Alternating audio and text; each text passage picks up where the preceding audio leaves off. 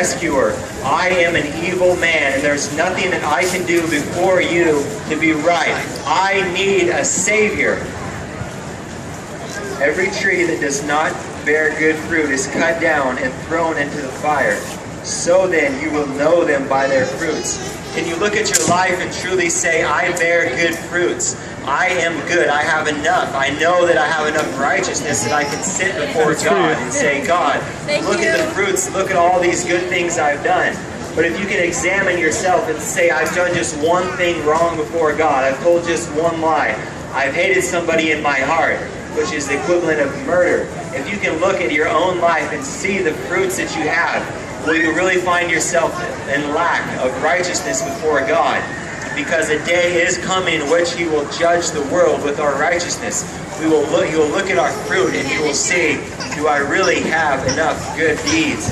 But I want to assure you that nobody is right before God, not one person. Listen to Jesus' words in verse 21. Not everyone who says to me, Lord, Lord, will enter the kingdom of heaven, but he who does the will of my Father. Can you see what Jesus is saying? Not everyone who says to me, Lord, Lord. Many would say that I have a righteousness. I know something of Jesus. I know something of God. And that is enough for me, just to merely assent to the fact that I know God. I talk to many people and they say that they know God, that they're right with God. But they have a false God. They have invented a God that suits them.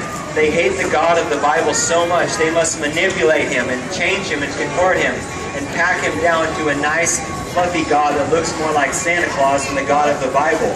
We must have a God who's biblical, who comes from the Bible, not something that we think is good to us. But what do the Scriptures really say about God? Many will say to me on that day, Lord, Lord, did we not prophesy in your name? And in your name cast out demons?